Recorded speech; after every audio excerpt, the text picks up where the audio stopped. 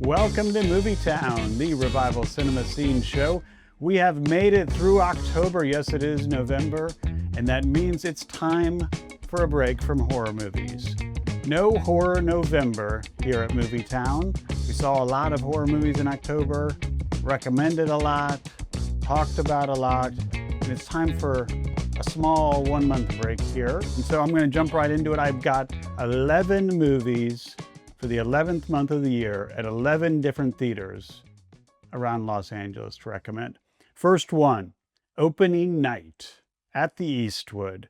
This is the 1977 John Cassavetes movie. You know, I can't think of this movie, or really any John Cassavetes movie, without thinking of the Criterion box set that came out of John Cassavetes' 5 films in 2004. It came out on DVD. And so many filmmakers and just film goers talk about this, that I've spoken with, talk about this as being a key point in either their interest in filmmaking, interest in independent cinema, and, you know, I'm no different than any of those folk. This is such a huge set of 5 films for me that came along at the right time. I was just starting film school, and actually my mom got me this set. She went into the Barnes and Nobles in her town, and that was back, they had like a specific movie section, like a DVD section you go back into. And she asked, what can I get my movie-loving son who's starting film school? And the guy behind the desk in the movie section told her, this is the only choice. And I had seen 2 of the films, A Woman Under the Influence and The Killing of a Chinese Bookie, prior. And the 5 films in this set, there are Shadows, Faces, The Killing of a Chinese Bookie, A Woman Under the Influence, and lastly, Opening Night. And Opening Night was actually the film I came to last in this set. Like, I immediately jumped into Shadows and rewatching Killing of a Chinese Bookie and A Woman Under the Influence, and then Faces is the film I've ended up watching the most from this set. And Opening Night, both from its description of, you know, Gina Rollins is this Broadway actress on opening night of a play in New York, and she's having this mental breakdown, and it kind of kept me at a distance from really wanting to jump into it. And the length of the movie is 2 hours, 25 minutes. There were just kind of all these factors, but of course, once I finally threw it in and watched it, it became, you know, one of my favorites, or equal to all of my favorite Cassavetes movies. So, you know, just an incredible Rollins performance filled with a ton of cameos from independent cinema world. It was actually shot in Pasadena in LA, but supposed to be in New York. So just tons of like filmmaker people coming out in the audience. You know, I can remember Peter Bogdanovich has a very specific cameo in part. So I wanted to start there with Opening Night at the Eastwood. And then, you know, jump into the next recommendation. This one is really fun. So this is showing both at the Vista and the Video Archives Cinema Club, the micro cinema inside the Vista, and that's Breathless, the 1960 directorial debut of Jean-Luc Godard. Of course, this is one of the most famous films in cinema history, the start of the French New Wave. And the reason both of these revival theaters are showing this is that Richard Linklater's new film, Nouvelle Vague, which is about the making of Breathless and the start of the French New Wave, is showing on 35 millimeter at the Vista. It's having like a week-long at least run, and they're pairing it at the Vista. So they're pairing Nouvelle Vague plays at, like, you know, the 7 o'clock slot, at the 10 o'clock slot. Breathless plays on 35 millimeter. But then also you can see it on 16 millimeter at the Video Archives micro cinema there.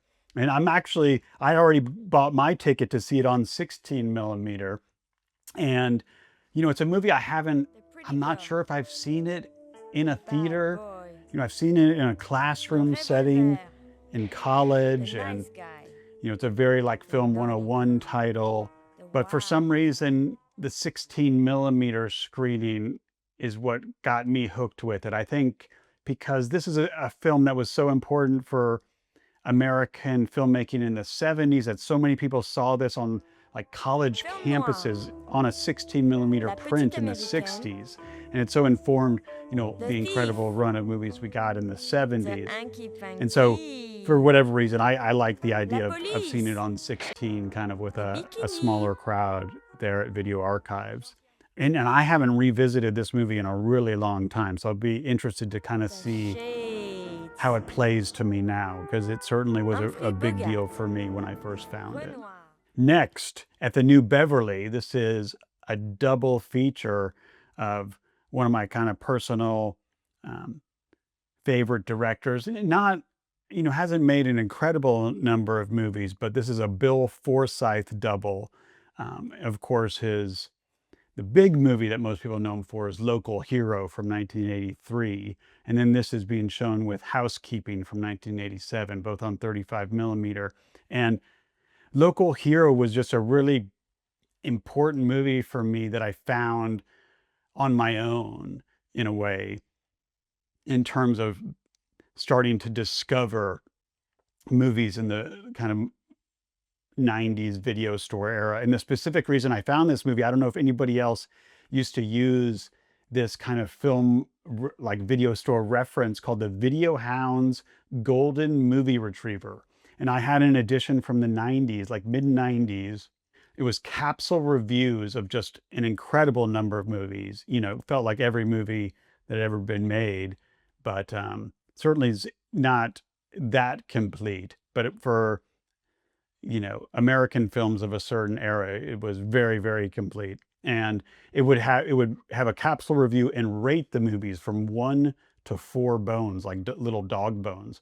And Local Hero was one of the few movies rated 4 bones. There weren't that many. And I would like they would have these lists in the back you could page back to, and would show which movies were rated 4 bones, which 3.5 bones. And so I would go through all the 4 bone movies and like see if I'd seen it, see if I was interested in it. Local Hero was the one that sounded like the most different, because it's kind of it's got this comedy bent. It was one of the more recent movies because it was from 1983, so it kind of stuck out. And when I finally rented it, the first time I saw it, I didn't fall in love with it. I liked it. It was it just didn't come together for me. And was seeing it later, I do feel like it's a movie that there is a place you need to mature a little bit or have lived a little bit more of life for it really to hit you. And when it does, it's a really special movie. I think people call this like a real shining example of kind of delightful humanist cinema, and I can't really argue that. It's an unusual movie in that the character from Dallas goes up to Scotland to try to buy this piece of land to turn it into an oil refinery.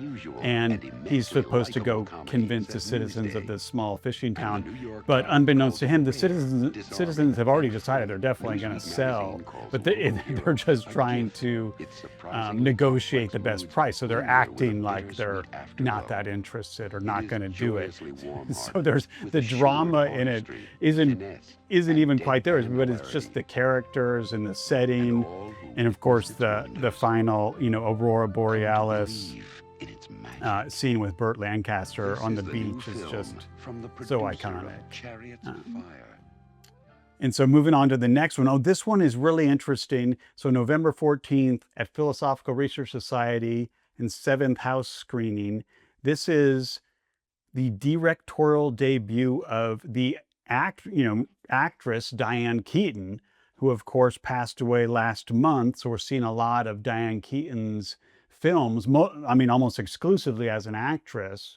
Interiors, Manhattan, Looking for Mr. Goodbar, but she, most people don't realize that she also directed several films, and quite unusual for an actress in that her first film was a documentary called Heaven from 1987. And it's a very kind of avant-garde experimental style documentary of talking to people off the street about their thoughts on the afterlife. And this isn't, I shouldn't say, it's not like Man on the Street style. It's she found people on Hollywood Boulevard and brought them into this very stylized set and lighting stage and sat them down in front of a camera and asked them questions. And, you know, the responses are really fun. I mean, it's just a really fun movie. And I think what I like most about it is it then incorporates a lot of film clips of Hollywood's treatment of the afterlife. And really, I don't know many of the films that these clips are from. And that's really fun to see. You know, the most famous one it has is from A Matter of Life and Death, the Powell and Pressburger film with the escalator staircase. And so, you know, there's an aspect of just liking seeing like film clips, but they're done in a really interesting way, of like a lot of repetitions of the same moment in film clips and like moving forward and back and repetition of the audio from the film clips. And I actually went and talked with Alex McDonald, the programmer, the film programmer at PRS, about this specific movie because I thought it was such an interesting release. And Diane Keaton actually never made another documentary after this. It was a really, she was just kind of crucified for this by film critics. But, you know, the movie has slowly kind of been rediscovered and reevaluated. And so I think this is a really fun screening to check out when, you know, we're getting so much of Diane Keaton, the actress, but this is kind of a really unique opportunity to see that. And then so next, November 15th, this one, another 16 millimeter screening at the Lumiere Theater of Mr. Majestyk, the 1974 Charles Bronson movie, directed by Richard Fleischer, based on the Elmore Leonard book and with a screenplay from Elmore Leonard. This is like just a really fun Charles Bronson character. And also for Elmore Leonard's novels, you know, he wrote, you know, I'd say 2/3 of them seem to be kind of very urban settings, Detroit, Miami, Los Angeles. And then he'd have some that kind of were out rural or, you know, I'm thinking Tishomingo Blues, like in Mississippi. And this one is set in like rural, I think New Mexico, on a watermelon farm. Charles Bronson is a vet, you know, a U.S. veteran who's taken over or is running this watermelon farm. And of course, some bad, you know, mob type figures come in to try to muscle him out. And he, of course, they frightened his workers. Told them they don't work him out. Doesn't go easily. And so it's a very kind of specific genre, you know, a little bit genre exercise in a certain way of that. I don't know if it really elevates beyond the genre trappings, but a really fun one. And Physical Media Society is actually presenting this at the Lumiere on 16. And I think that's a really fun choice. And then this next one kind of fits in with Mr. Majestyk, because Mr. Majestyk's from 1974. And then this next film is from 1972, and that's The Hot Rock, starring Robert Redford and George Segal, director Peter Yates. And this is also going to be on 16 millimeter at the Cinefile video store Micro Cinema. And this is hosted by the Cinenation podcast is doing this. So I don't know if they're going to also do a little bit of a recording or just kind of presenting the film, but that should, I imagine there'll be some really good conversation about the film in addition to the screening. And this is kind of an interesting one in that I love this director, Peter Yates. He's one of these directors the name might not pop off immediately as kind of auteur cinema, but then you look at the guy's filmography and it's just this incredible list of movies. You know, my favorite is Breaking Away, the 1979 like small town Indiana cycling movie. He's probably best known for directing Bullet, the Steve McQueen 1968 film, but also did The Friends of Eddie Coyle, just incredible,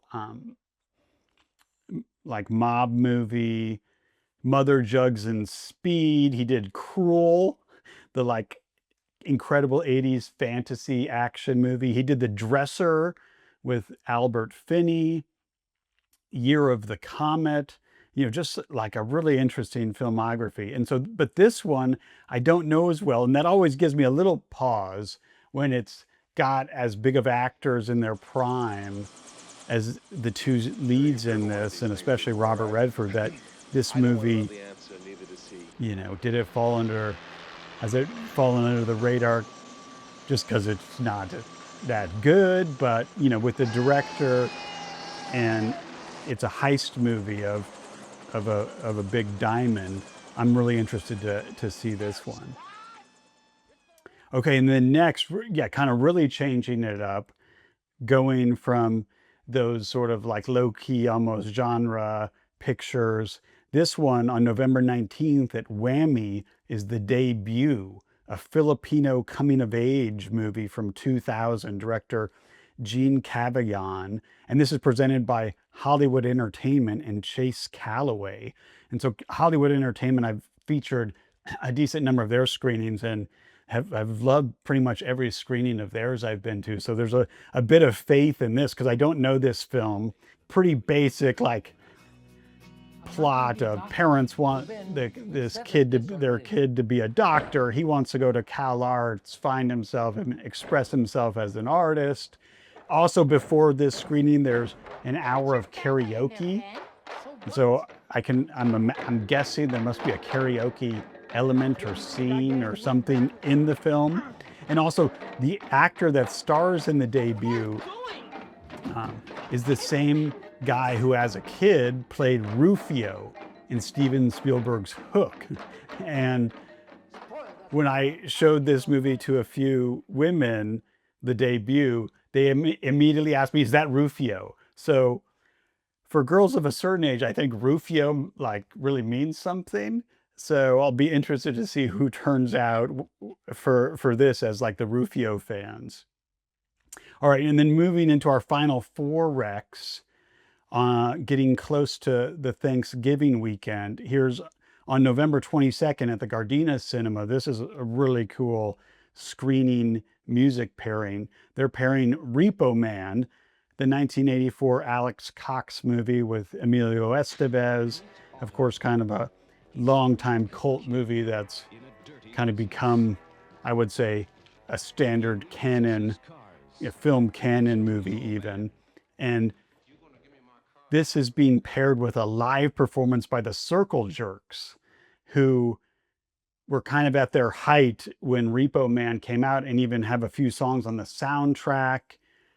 This is being presented by Trust Records and Sister Midnight. So the Gardina Cinema is big. So I imagine this could be a sold out event and be really cool. I don't know if the movie's going to play before the band or if they play a little bit before the movie and then a little after. I guess we'll have to see, but that's a really cool screening happening. And then, I wanted to highlight a film from this series that Brain Dead does a spotlight on like a filmmaker or actor, usually a month, each month. And so November they're doing the Nick Cage spotlight. And my first instinct was to have adaptation on my recs, but I actually had that last month on my recommendations for my horror counter programming. So I wanted to highlight a different one. If you're a Nick Cage fan, they're showing a lot of his great stuff. But this one, Con Air, I wanted to highlight because it's showing on 35 millimeter. This was a huge box office hit in 1997, director Simon West. And it was culturally a really big movie at the time for this kind of, Michael Bay influenced style, over the top action with this kind of dark sense of humor in a way, and weird Nick Cage performance and character. And I'm really interested to see how it holds up and whether it still brings out a crowd of whether people who didn't see this in the theater in '97 are gonna like rediscover it now. And then going into the, fully into the Thanksgiving weekend, November 28th, at the American Cinematheque at the Arrow. This is a Diane Keaton, part of a tribute. This is her pairing, one of her Woody Allen pairings, one of my favorite, Love and Death from 1975. And this is the 50th anniversary of this film, and it's being shown on 35 millimeter. And I really, I think Annie Hall and Interiors and, some of the more dramatic comedy drama pairings of Woody Allen and Keaton get the most attention. But I am definitely on the side where, if I had to choose one, I think I would choose more kind of the kooky comedy of Sleeper and Love and Death. And so I love that this is getting shown, both because I feel like, certain theaters kind of try to shy away from the Woody Allen of it all. And so I like that, not forgetting about these, kind of lesser known or lesser screened Woody Allen titles, I think is really fun. And then so closing out the month, November 30th at Yates, this is a really special screening. Late Autumn, 1960. This is director Yasuhiro Ozu's, one of his color films on 35 millimeter. They're showing it. So I think that's, Ozu certainly gets played a lot, American Cinematheque, other theaters, but for a chance to see one of his color films on 35 millimeter is just such a special opportunity. And, this is at this period, or I would couch this movie Late Autumn in very much in kind of the middle of his storytelling habits of like, this is daughters, and an aging father and familial kind of, low stakes-ish drama that a lot of these movies he did kind of start to blur together. But nonetheless, when you watch each of them on their own, they really stand on their own, I think. And so I'm really excited that this is going to be playing in town. So I hope to see you out for some of these no horror recommendations. Say hello out at the theater, and I'll see you at the cinema.